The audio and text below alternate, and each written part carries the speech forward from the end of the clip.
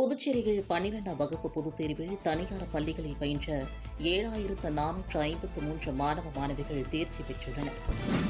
பகுதி நேர வேலையாக 2 பேர் ஆன்லைனில் ரூபாய் 83,000 முதலீடு செய்து பணத்தை இழந்திருக்கிறார்கள். 2ஆம் உலகப் போர் நினைவு தினத்தையொட்டி கடற்கரை சாலையில் உள்ள போர் வீரர் நினைவிடத்தில் மாவட்ட ஆட்சியர், பிரான்ஸ் நாட்டு தூதர் உட்பட பொதுமக்கள் மலர் வளையம் வைத்து அஞ்சலி செலுத்தினர். இந்தியா பாகிஸ்தான் இடையே போர் உருவாக்கும் சூழல் நிலவி வரும் நிலையில் புதுச்சேரியில் பந்த் போராட்டம் அறிவித்துள்ள இந்திய கூட்டணி கட்சியினரை தேசிய பாதுகாப்பு சட்டத்தின் கீழ் கைது செய்ய வேண்டும் என்று அதிமுக மாநில செயலாளர் அன்பழகன் வலியுறுத்தியுள்ளார். உலகத்தரத்தில் புதுச்சேரியில் கைவினை மற்றும் கிராம தொழில் பயிற்சி மையம் அமைப்பது என்ற துணைநிலை ஆளுநர் கைலாசாதன் தலைமையிலான கூட்டத்தில் முடிவெடுக்கப்பட்டுள்ளது. மாநிலத்தில் உள்ள தொழில் பயிற்சி மையங்களில் சேர விண்ணப்பிக்கலாம் என்று அறிவிப்பு வெளியாகியுள்ளது.